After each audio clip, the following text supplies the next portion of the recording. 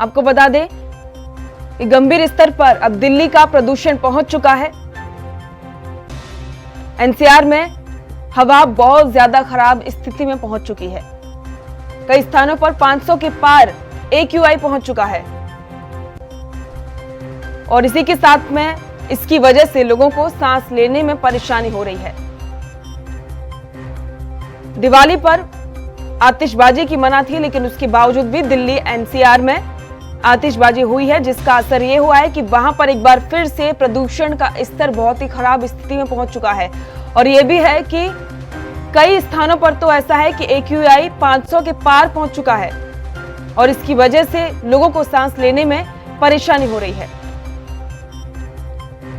दिल्ली में पहले से इतना ज्यादा प्रदूषण था, जिसकी वजह से दिल्ली में आतिशबाजी पर मनाही थी, लेकिन उसके बावजूद भी दिल्ली में आतिशबाजी हुई है। और इस पर अहम जानकारी के लिए संवाददाता राजीव तिवारी हमारे साथ दिल्ली से जुड़ चुके हैं। राजीव, जिस तरीके से दिल्ली में मना किया था उसके बावजूद भी पटाखे जलाए गए हैं, कैसा माहौल है अभी दिल्ली का? देखिए, बिल्कुल बता दें, जिस तरीके से दिल्ली की बात करें तो दिल्ली के अंदर पॉल्यूशन का स्तर दोबारा ही बढ़ चुका है, क्योंकि हमने पहले भी आशंका जताई थी कि जिस तरीके से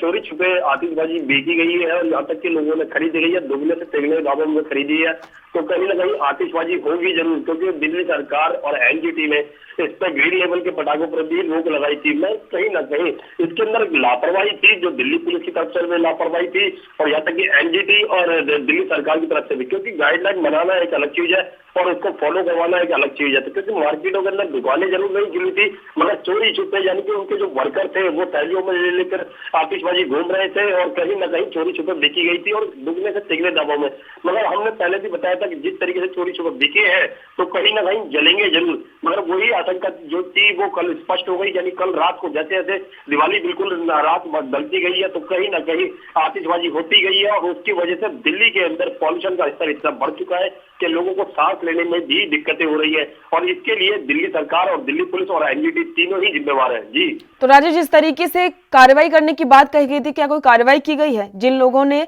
जो पटाखे की बिक्री की थी उनके खिलाफ कार्रवाई की थी, लेकिन जिन्होंने जलाए थे क्या पुलिस वहां पर आई थी?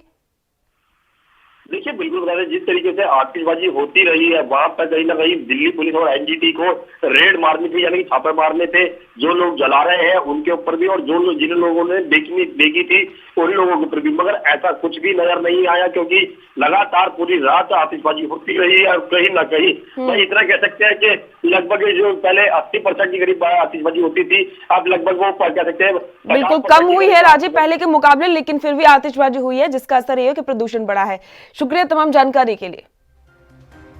देश दुनिया की खबरों के लिए ANB न्यूज को सब्सक्राइब करें और बेल आइकन दबाएं।